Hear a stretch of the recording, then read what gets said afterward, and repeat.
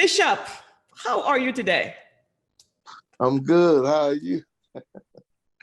I am very good. I'm very good. I've been very excited about all the activities you've been involved with this week, and you invited some of us along with. So it's been very good. So for people listening, Bishop is right now. You're preparing right now the next stop for the Heal America tour, and it's going to be in Minneapolis, right, on July 29th.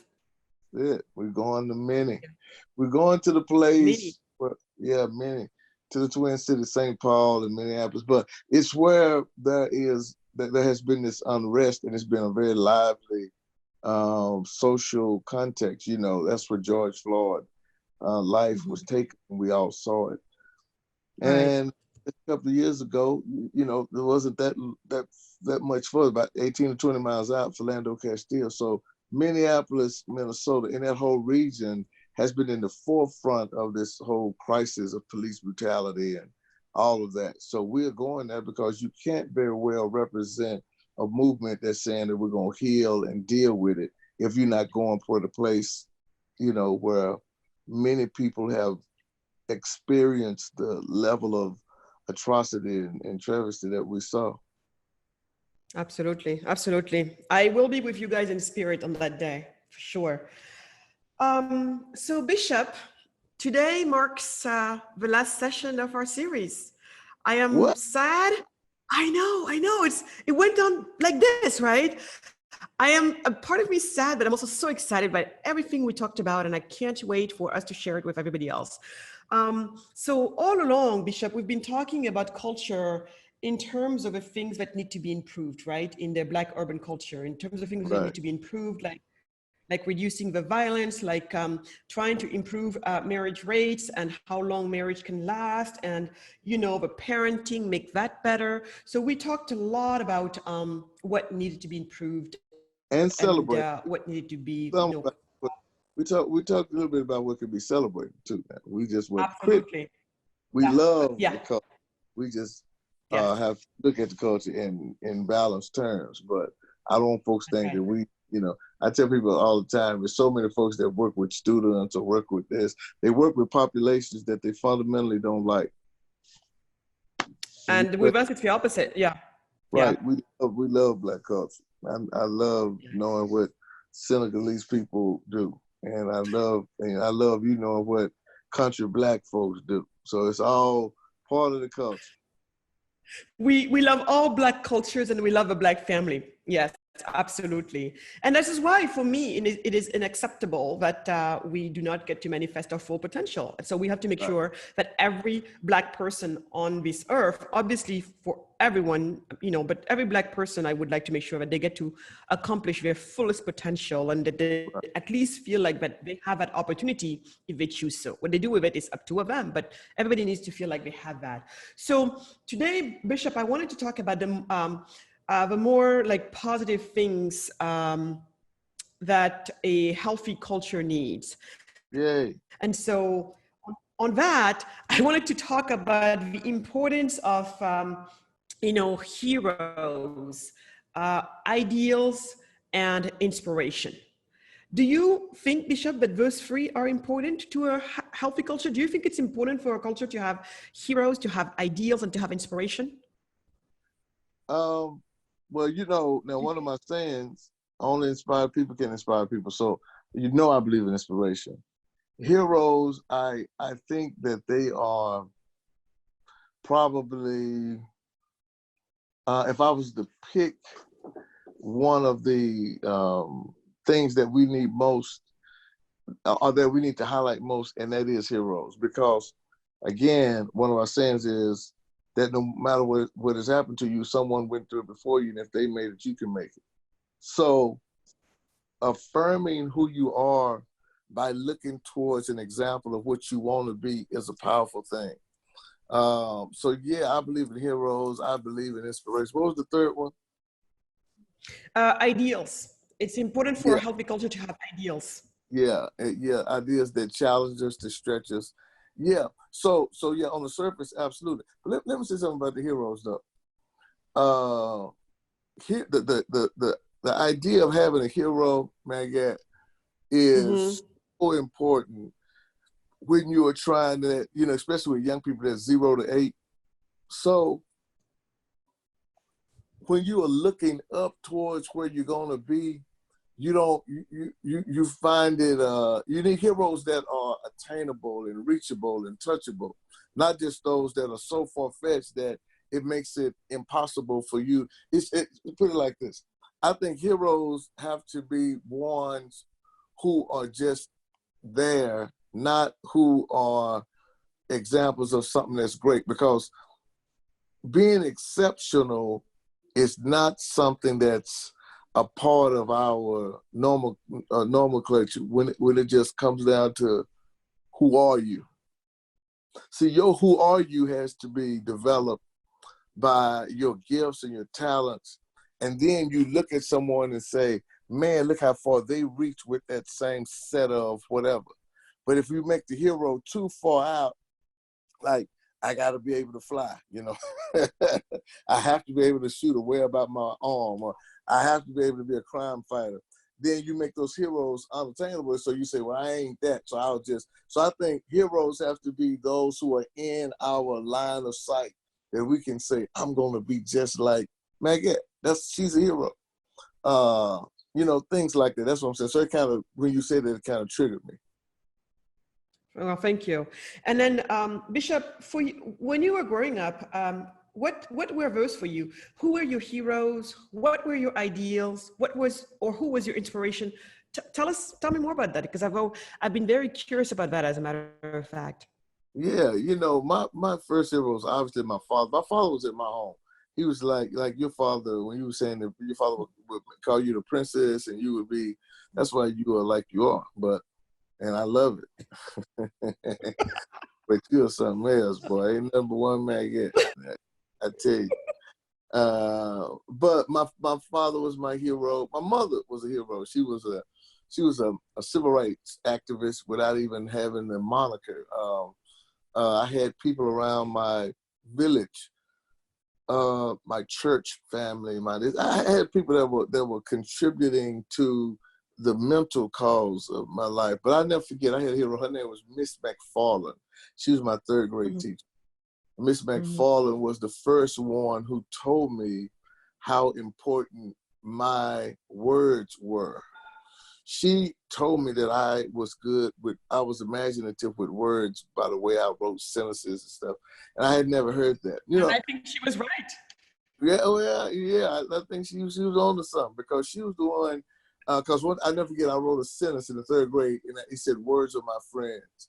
And she said, "Where did you get that from?" I said, "I don't know, it just popped out." And she started giving me ways to explore that. So those are my heroes. And then on a greater sense, in the greater atmosphere, you know, I grew up loving Muhammad Ali, loving Dr. King, loving Malcolm X, loving James Baldwin, loving people like that were kind of like the other side of the spectrum for me. And then I had spiritual heroes.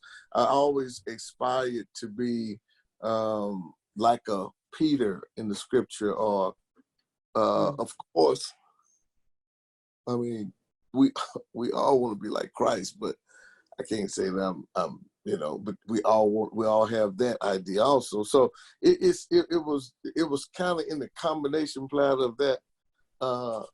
It was in the combination platter of that kind of made me look at who was hero. And then let me show you something. Those heroes, I'm gonna take you somewhere else too. I also had some heroes in the culture that was on television.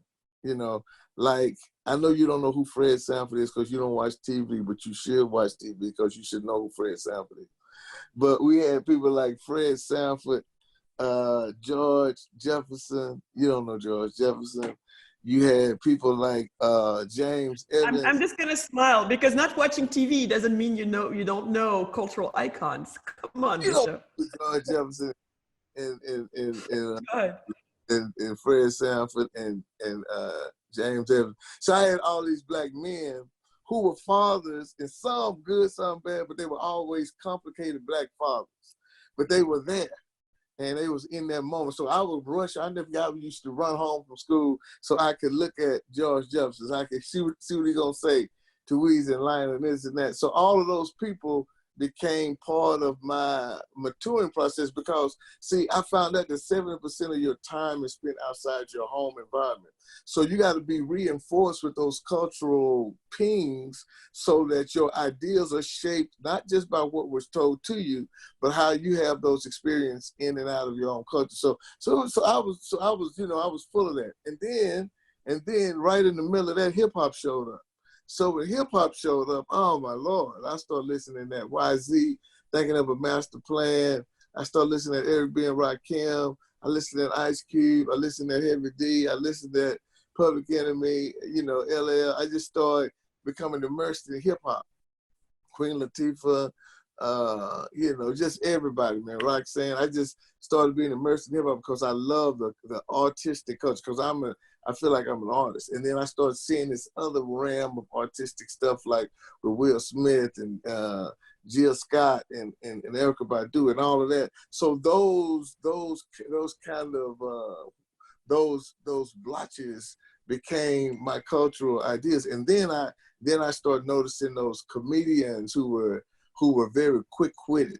I would wake up all night and look at Johnny Carson, which was crazy because I was 10 and 9, and I'm looking at this guy because I loved how he dialogued. I started saying, man, he knows how to dialogue through television. So all of that stuff. And so I had these spiritual things, these natural things, these, familiar things. So all of it kind of created my cultural appetite. I know that's a lot to say, but that was, you asked, so I tell you. So, and it's our last.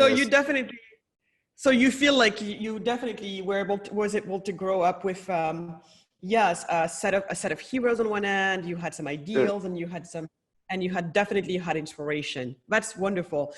Bishop, do you feel like? Wait, Megan, let me add this. Yeah. And I saw that it was complicated. That was the other thing that I think that the culture that I was digesting taught me. Because, see, I went on to my whole Black awareness thing. See, I changed my name. Like, my name was originally something else. Tell me about that. Why? I didn't want to ask you in public like this, but if you bring it up, are you okay with talking about why you changed your name, or what's behind that? So because here I was talking to your mom, remember when I was like, I assumed that your mom's name was Mrs. Jawar, and she's like, no, I'm Mrs. Jefferson. He changed his name to an African name. I'm like, what?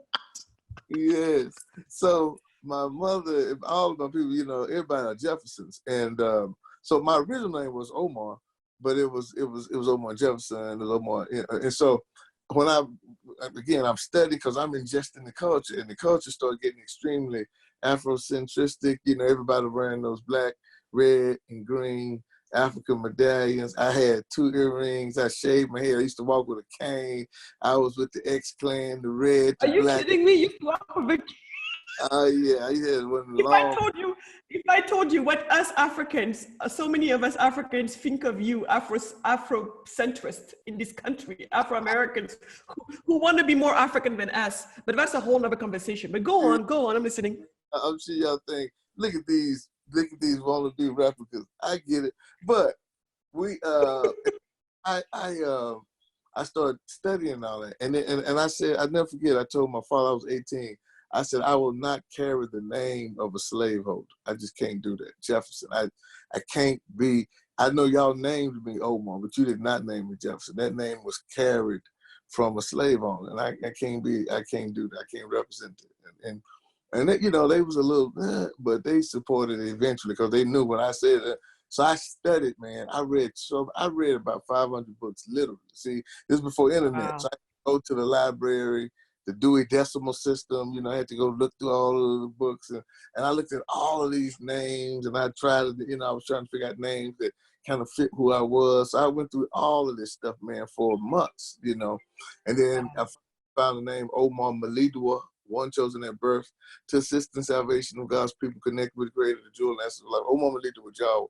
And so I did a naming ceremony. I went to the courts, got my name legally changed, so it ain't like, I got my birth certificate changed. I said I wanted a name that represent what I believe my role is. And Omar means great talker.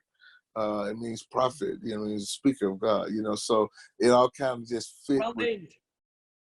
Yeah. Well And named. It's yeah, fitting yeah. for you.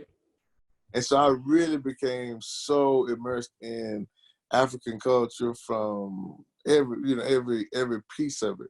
So I started getting really inundated with the liberation movement and nationalist movement. So I started looking at John Henry Clark, Dr. Ben, Shakamuzu Barashango, Naeem Akbar, everybody. I just started just becoming inundated in information. Amos Wilson and Ivan Settlement and Claude, everybody. I just started reading all these books because I wanted to understand. I said there's a cultural disconnect between us and our African ideas. And so I started studying religion. I started Zoroastrianism. I studied ancient Kemet. I studied, I read the Madura Natur. I read the Affirmations of Mayat. I read Islam. I went into Buddhism. I tried, Hinduism, everything. I was just trying to become immersed in cultural ideas. And the good news is that even after I swam through all of those waters, and they were very deep, I was able to come out on the other side with a balance and not just with hysteria. See, some people, when they get inside, they don't know how to look at this. So it just blows their mind and it blows their foundation up. And they don't know how to come back. But it was good that I was anchored in those other things that I was telling you. So when I did exploration, it was true exploration with the intent of either bringing it back or lifting it up. But that's how I kind of developed my cultural angle on life. So I started seeing some principles that were in most cultures that were that had a spiritual idea. And then I started seeing what transformative culture. And then what blew my mind is when I started getting into the kingdom. And the kingdom for me was my real acceptance of Christ and my submission to following what he says. And so the kingdom became and is now my driver, and the culture is my transmission. So the kingdom is my engine, the culture is my transmission that gets me in the gear. So that's kind of how I have been. I know I'm talking a whole lot, but that's kind of No. I think it's fascinating, but now it does make sense to me, the whole thing. And I think what you're trying to, what you've allowed yourself, the journey you've allowed yourself to go into at that time was really on a journey of what I would call free and open inquiry, where you just went in and you were willing to take probably very information or concepts of life that were at times maybe very opposite from one another.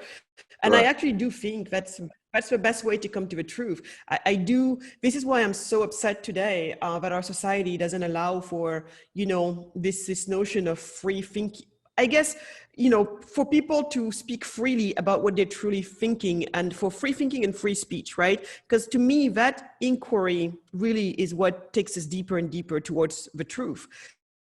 So you allowed yourself to get on a journey like that, and you had all the resources to find what you needed. You were not like evolving in a bubble or anything like that. And then eventually, after you experimented with tons of things, you were able now to make a choice.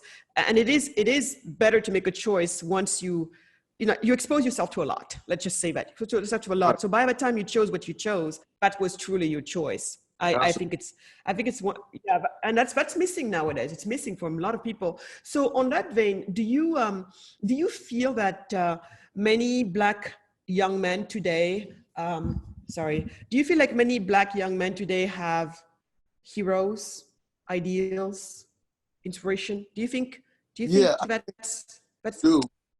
I think see the choices are there and the access is there, but I think the focus has been so limited.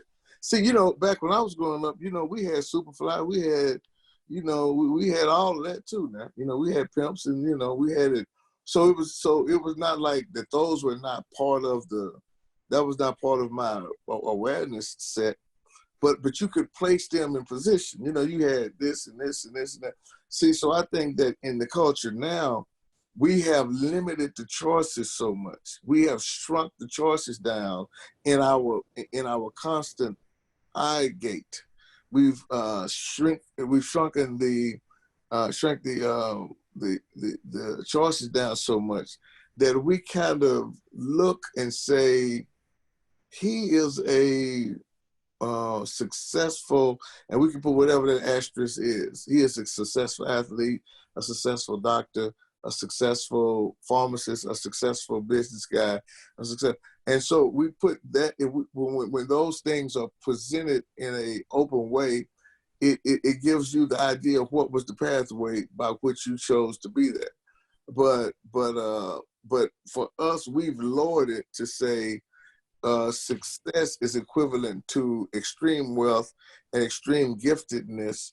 And so rapper, singer, football player, basketball player, those things that operate at one level, we tend to be limited. So the Black men, we see that so much that becomes how we judge our worth and value. And if we knew how to lift it up a notch, it would probably give us a whole lot more availability to different types of cultural influences. That's why we do this deal called Moment to Mentor.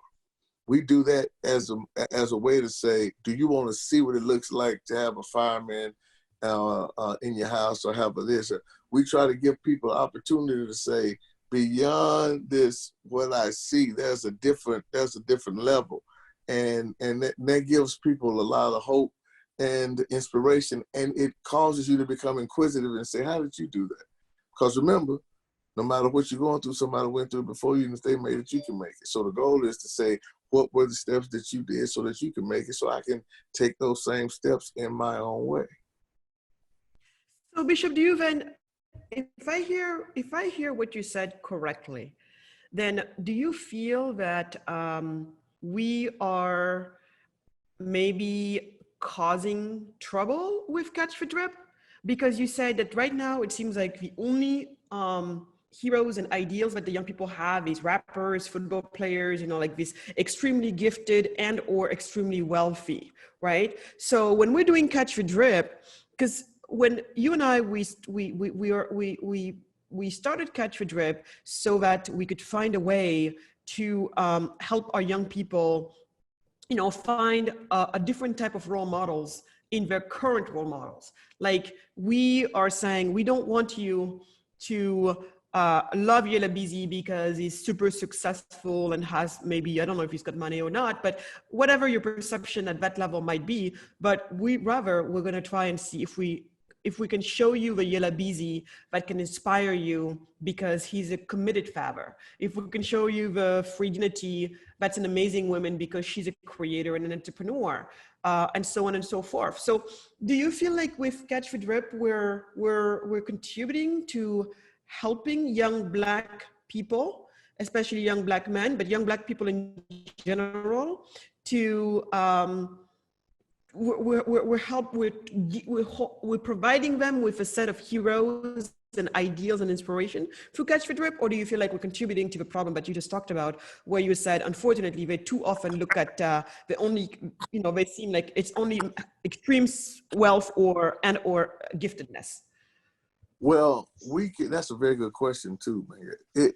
We are definitely contributing to the balancing act, which is important, because what I just talked about aspirationally is from a place where we shall be, but you got to inspire people from where they are.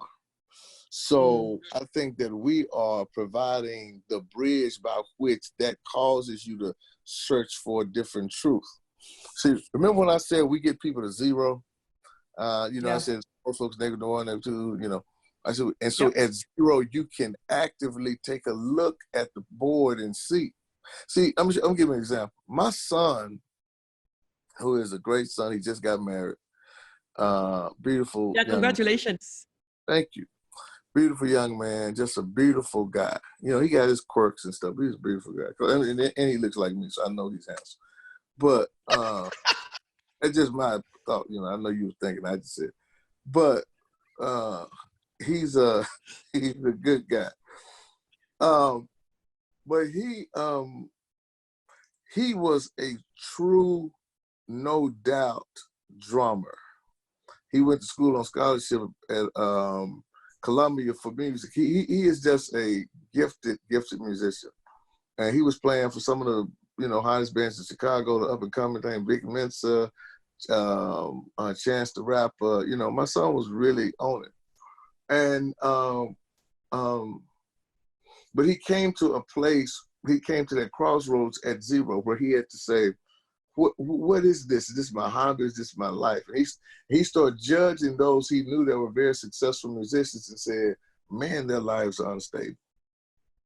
And he started looking at business people and saying, man, their lives are stable. So he literally called me and said, Pop, this is what I need you to do. Come get me out of Chicago. He was in Chicago, so I went and got him. He said, I want to get a whole wardrobe change to everything I wear is business. So my son rarely ever wears a shirt like this. He always has on starch and, and shoes and this and a little lapel. And that's he said, I'm going to change everything I am because I want to have that as my driver. I want to be driven by business. And so, but he could make that choice because he was at zero. He could make that choice. But I didn't limit his exposure to those other choices. I just made those other choices. For me, what I kept doing was making them choices, not definite. So if you choose to be a musician, here's what you got to know. Here's what you got to deal with. Here's the, and so we are doing the same thing in essence, saying, okay, if you want to be a Yellow Bees, it's fine, but not just if you can say that's on me, baby. That's one thing. But can you exist in a treacherous environment and still come out with your integrity, with your you? And then this is the level of commitment that it takes. Just like what DJ Duffy said at the time, we was interviewing her. She was like, I didn't play recreational basketball. My dad put it on me to where it was, you either trying to win a championship or what you playing for. So I wasn't recreationally doing some DJ stuff and figure like, well, I can. No. So you got to ask yourself, are you going to have the discipline, and does your talent warrant you to? So it just makes you start thinking different. So you can truly listen to a song, enjoy the song, and not digest the whole underlying values of that. So you now are becoming a zone to something, a zombie, and a person that's so taken in by that noise that they forget it's just noise now. Let's don't get it twisted. It's not you. So that's what we are providing. And that's not an easy, quick fix. We got to incrementally, through increments, step this out and step this into this new normal so people can say, oh, okay, I got it. I can see that. And that's why, but it's going to be very interesting to see how people receive the episode with Bebe. Yeah. And the reason why I talk about this is because I never would have thought, just looking at it from the outside world, I would never have equated the persona of Bebe with a character of wisdom. Does that make sense what I'm trying to say? Yes, absolutely makes sense. So you see, I feel like by doing a show like Catch the Drip, where we kind of take people behind the curtain, that these artists have to create from the artist's standpoint, it becomes very interesting because, again, Bebe with wisdom. So, but Bishop, do you feel like, how do you feel like young people are going to be able to make the bridge between all the things that they love about their these artists that they love so much, and that's why we have them on the show, and some of the stuff we're talking about? Like I was the other day I was watching a video from Yella Beezy, and actually, did you know that on one of his videos he uses the word "catch the drip"? No, really? Yes, yes. So Rahim, who's working, I mean, Rahim, I'm saying who Rahim is for the audience. So Rahim is basically the person who, runs all of our filming needs and such. And so Rahim he sent me the YouTube clip of the video of, that video of Yella Busy where he's using the words catch the drip, because Yella Busy said we can use it if we decide how we want to use it, and we can use it for catch the drip. So at first it was so hard for me to watch because it was so full of expletives, right? And God knows that I'm not shy of expletives. I'm when I talk to you, I'm always, nice and polite and everything. But so I'm not too shy, but even I was too shy for that video. So I was like, Rahim, don't you have a cleaner version? But then I'm just like to myself, and there's a cleaner version, as it turned out. There's a cleaner version on YouTube. It is available. So Rahim said, oh, sorry, I sent you let me send you a clean version. And so, Bishop, you know how I've been feeling about this. So how do you think it's going to work out for young people to go from Yella Busy on his artist side, selling them bling, I'm going to, slap women's behind and all of that stuff. How do you think the gymnastic that's going to be happening in their minds, taking them from, this image to the depth that we are hoping that they can tap into, where we have tons of good ideals for them, tons of hero, status for them, and tons of aspiration for them. How do you think it works? How you have worked so much with these young people that we're talking about. How do you think it's gonna help some people, like, because I know you can talk to this, but some people might be just like, I don't get it. You guys are, trying to instill good values in our young people, but at the same time, you're exposing them to people who do this, do this, do that, do that. You and I, we know better. That's why we're doing Catch the Drip. We know that, but how would you explain that? How would you explain to some parents who are always freaked out that their kids are listening to hip hop and rap as we know it? How would you, I don't know, do you see where I'm going with this, or what I'm trying to say? I was, while you were talking, I was thinking there are about, I guess we could say there are thousands and thousands of ideas that come to our head on a daily basis, right? Some of them are just replays of most of them are replays what you've been thinking of, but your mind has all of these ideas. But one thing that has to be a motivator for those ideas to get better is you have to, you kind of have to believe not just in yourself, but believe in what it is you've been chosen to do, to the point that you are not you're not overwhelmed trying to find folks that are just in agreement, but you got to make sure that you stay in total agreement with what you said you want to do, so that when the opposition comes, you don't feel like it was a choice of many. You feel like it was my only choice. I had to go this route. You see what I'm saying? I see what you're saying. And so I see what you're saying. Yeah, and so that commitment level burns deeper than opposition, and it burns deeper than, it's almost like if I made a decision I was going to drive to Austin, which I may do that, just mess with you and Michael. But if I make that, it's no need in me going there and then talking about, man, it's traffic on 35, and it's the slow bumps. At some point you gotta say, okay, this is what this is. That there's a treacherous terrain that we got to face, and it's important that as we face it, we won't minimize the issue, but we won't magnify things to where they make us paralytic with fear and make us think that the things that we want to do are unattainable. Got it. So Bishop, do you feel like you and Anton are heroes in your communities? I smile because I already know the answer, but I think it's important that Well, I want to know. I think if we're not, we'll do till the heroes show up. Uh, we good enough. We'll hang out till the real heroes show up. I never forget this pastor told me. He said, Bishop Edelon, he said, "You know what a great prophet is?" I said, "No, sir." He said, "It's a bishop from out of town." So,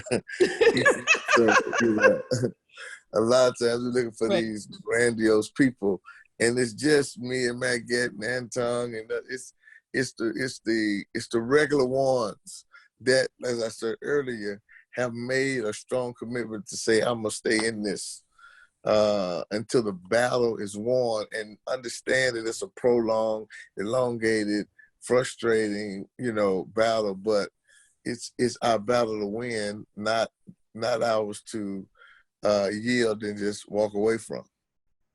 Yeah. Bishop, the reason why this whole, I had all of these questions about, heroes, ideals, and inspiration is because especially a couple of things happened this week. And you and I were both on those two calls. The first one was on Monday. Remember when we were doing, you had invited a bunch of healers or people you consider to be healers, and I was very honored and that you would count me as one of them. So we were on this Zoom call, kind of, as you were preparing for your Heal America tour in Minneapolis.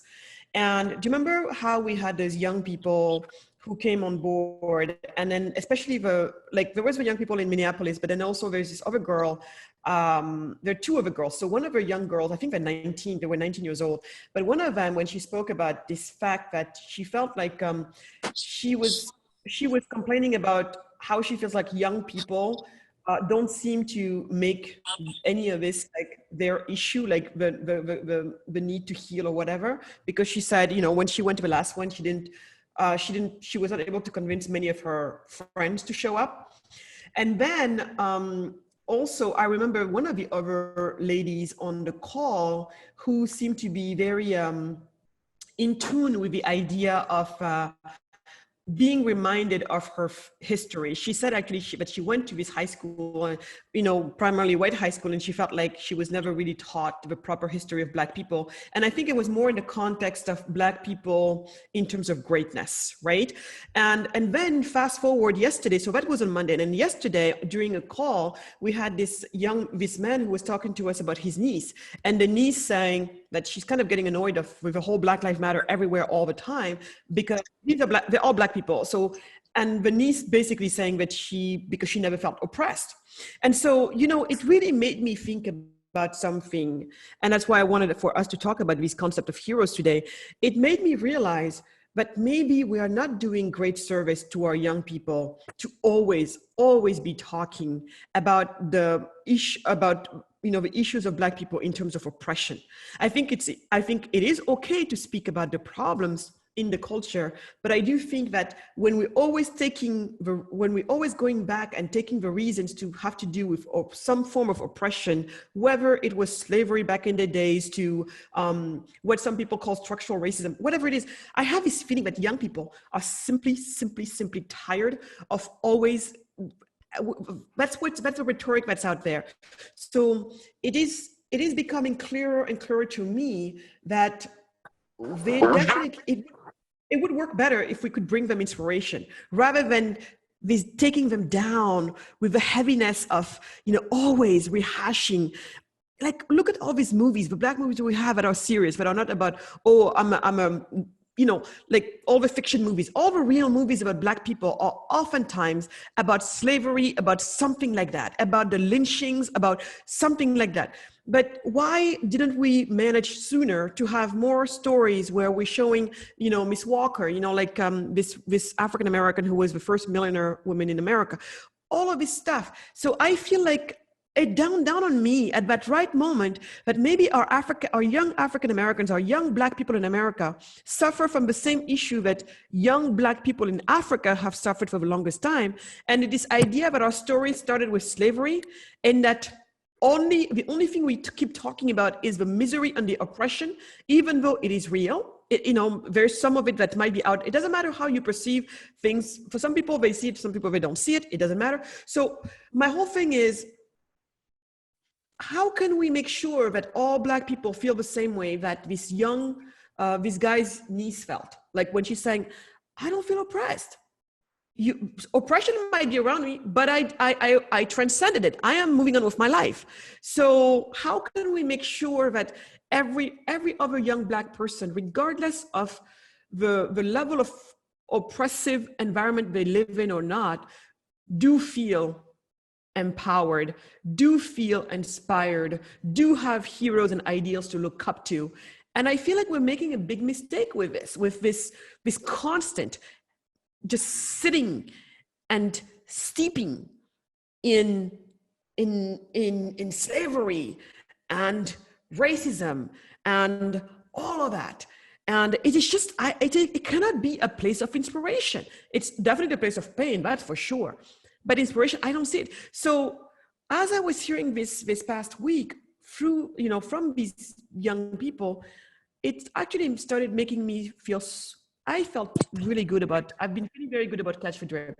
But now with everything that I'm hearing here, I'm very much hoping that is what we're going to be bringing them with Catch the Drip. The Catch the Drip is going to be this place where, because they're hearing a free dignity who more than anyone else would have the right to say, life, I mean, why me? But we never heard her, you and I, complain, ever did she have anything that resembled why me? And when we asked her, Nati, why are you so positive? And she said, she looks at us straight and she said, because I'm a creator. That to me is powerful. And I hope it's going to inspire these young people. When we talk to Yella Beezy and how you can see that he's a truly, truly, truly committed father. You talk to Bebe, he's full of wisdom. Talk to DJ Duffy, a committed mom and such an amazing entrepreneur herself, who's like, I'm going to go for business. I'm going to be a business owner. I'm going to start with real estate. I'm talking to my son in terms of entrepreneurship, and I'm treating him like, I've got my desk. He's got his little desk. I'm really hoping that this show is going to be that for young people. It's going to be this place where the story of Black people is no longer just about slavery, racism, whatever, but it's about people who are just saying, you know what? Exactly what Bishop said. No matter what happened to me, I'm responsible for what I do for me. And, the folks around me don't expect me to just pull myself up, by the bootstraps. There is a support network around me, and I'm going to make it happen. I really hope that this is what we're going to be able to bring to young people through Catch the Drip. So this is our last episode, and I just want to say that I truly, truly, truly appreciate the opportunity that you, Bishop, has given me to not only be able to talk about these things with you, learn about these things with you, and I also have so much appreciation for the guests we have on Catch the Drip for coming and being authentic, being real, being willing to take hard conversations, but all of it done in a great spirit. And my God, if they don't inspire you, I don't know what will. So I don't know for you, Bishop, what your take is on all of this, but me, that's really how I'm coming out of all of this, after we've shot all the episodes of Catch the Drip, and this is our last recording, you and I, of this podcast.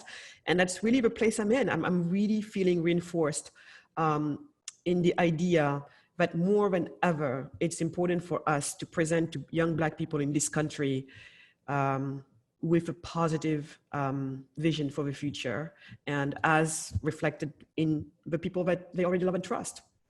I mean, I'm gonna tell you something, man. The only way, I was thinking about me and Anton and you, and sometimes we kind of feel like we are the ones that's we got to make it happen. But I want to just say something else on this. Do you mind if I kind of add this? Yeah, no, that's what I wanted you to do. So we're going to edit when you froze or whatever. So please just act as if you were just taking right from what I said. Okay, yeah. So I believe that there are a lot of people who also want this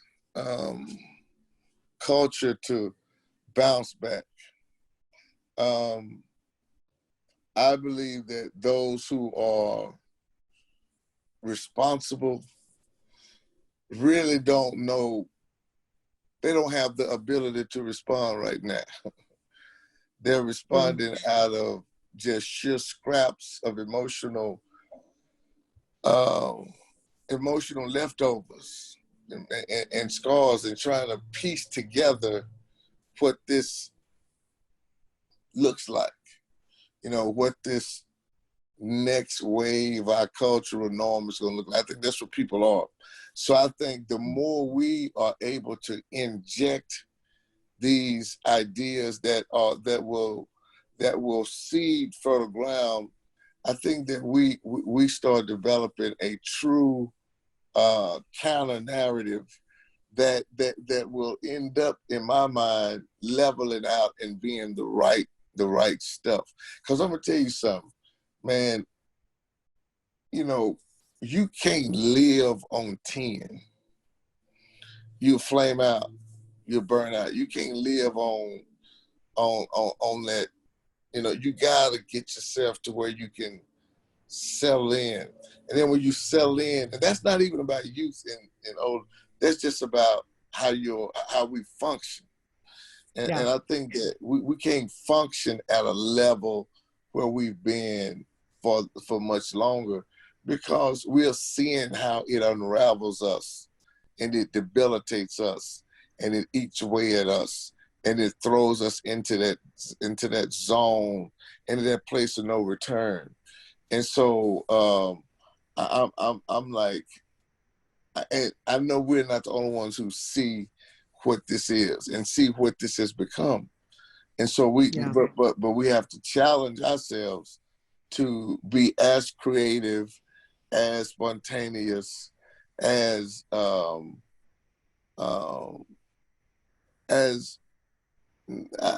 even want to say as cunning, but knowing how to turn levers to levels that are acceptable, and then turning up the heat where we need to, so we can purify and keep pushing us. But I think that's the important part of what this is right now.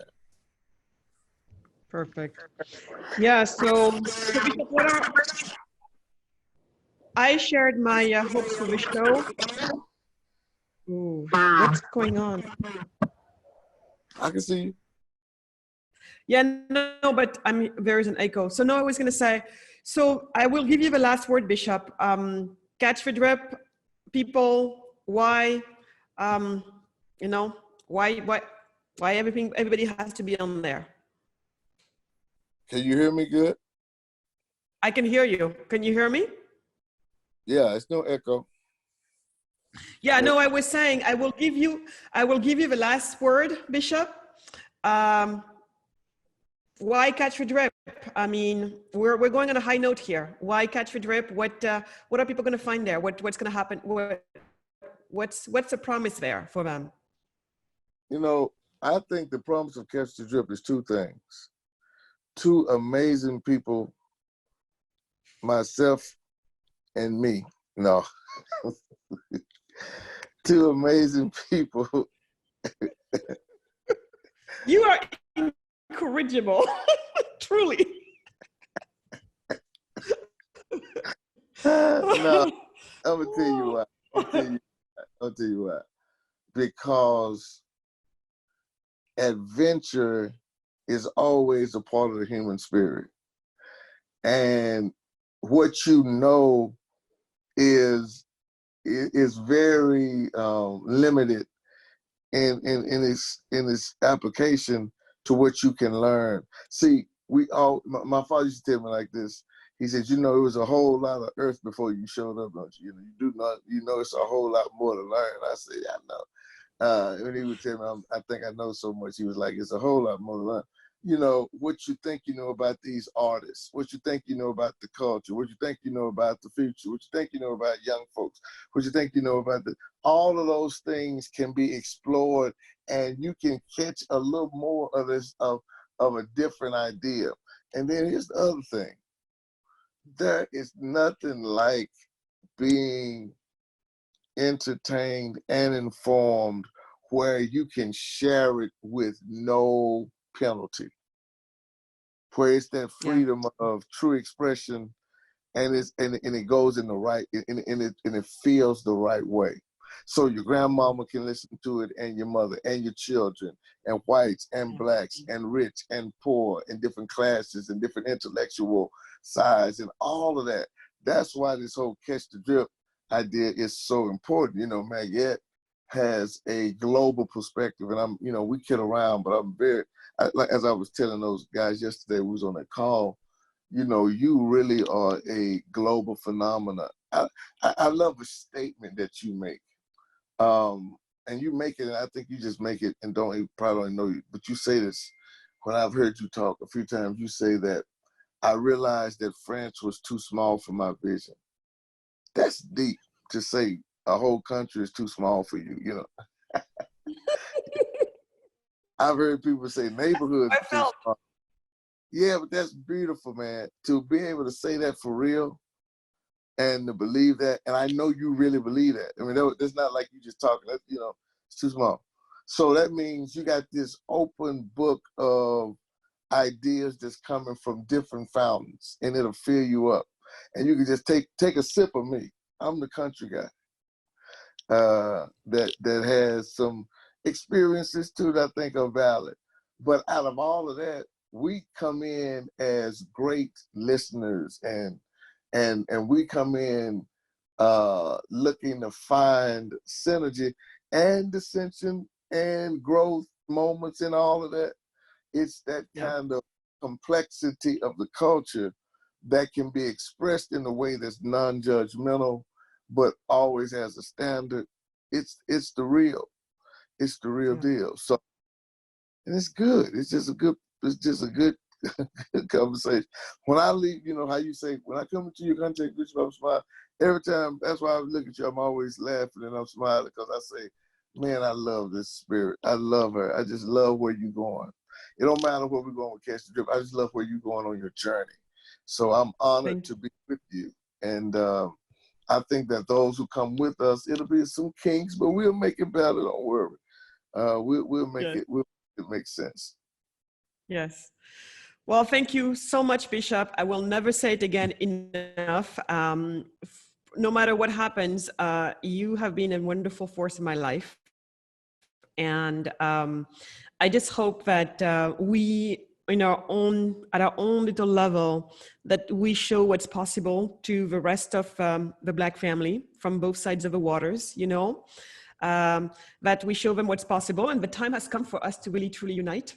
You know, I had an African friend of mine call me, and I think a lot of my African friends are very, they're just like, wow, because I'm one of a few Africans, I think, who dares to get involved in the African-American conversation.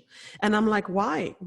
So many of my African friends think that all we share is a skin color. And I'm like, no, we share more than that. For one, common ancestors and the struggle, you know. So for me, I feel very fortunate and blessed and privileged and honored that you guys, and I say you guys, it's Anton, it's you know, everybody at you know, Urban Specialist, you know, Faith, Candice, your wife, everybody has just been so welcoming. I feel like I've learned and grown so much over the past, you know, whenever I met you guys, but especially since over the past year when I really decided to go deep into all of this. So thank you for that openness, that bigness of heart. I hope that this can model what things should be going forward. And I hope that, you know, we are able to present a big beacon of hope And, because truly to me, that's the word hope. People can see whatever they want to see in this, but we want for them to walk away with a sense of hope and a sense of possibilities. And yeah, so it's going to be very interesting, the journey ahead, Bishop. I think definitely the time has come for America to know you more and what you do, and take a model after it. So this is going to be very exciting. And I wanted to thank you again for everything. It's been a really, really an uplifting and enriching journey. So thank you, Bishop. You are so welcome, and thank you. And obviously it's mutual benefit. This is not one-sided. So we are all, we're open because we see you. And like Avatar. I know you don't like the movie, but I see you. I just don't like the Marxist views of the Avatar movie. Sorry. but I do like the movie. I love you. I love Magatte. You're something else, boy. You're something else. That's why I can't wait for people to see this. They're gonna love this, in my opinion. Have you been enjoying it? Are you enjoying the conversations? And oh, you have no idea. I mean, like I said, this is almost like, for me, this almost feels like cheating. But once again, my whole life, my work feels like play, because I am fortunate to be one of those people who loves what she does and does what she loves. So for me, it's all one big happy journey of really having the ability to wake up every day that God gives me, to open my eyes, to just go on with the things that I believe in and live a life of meaning, right? And trying to make change everywhere I go, and, try to walk the walk and talk the talk. So no, this has been,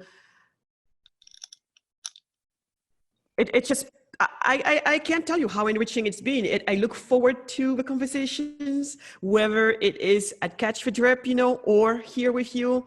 And yeah, no, it's, for me personally, this has brought me so much. It's just this, that's all I can say. It was not putting on a show for me. It was just really, I was hungry. I've been very hungry for these conversations, for these, exploring of what has taken place and what should take place, and how do we come out of this in a way that I feel, but everybody's going to feel uplifted, all boats rising, the tide rising. So it's an understatement to say that I have enjoyed this. It's an understatement. Well, yeah. Good. So have I. And the journey is just beginning. It's just beginning. Absolutely. So, guys, this was the Black Culture Matter podcast, brought to you by Catch the Drip with Magatte and Bishop Omar. It is a video show that we host together, where we get to invite the cultural icons of our times, so that they get to inspire our young Black listeners to be the best versions of themselves, by showing tips and inspiring them with their own life's lessons, to just, again, aspire to better lives. And you can find us on all the social media platforms at Catch the Drip TV.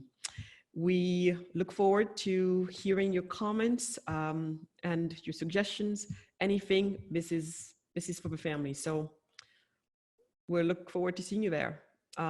Thank you to everyone for listening to this.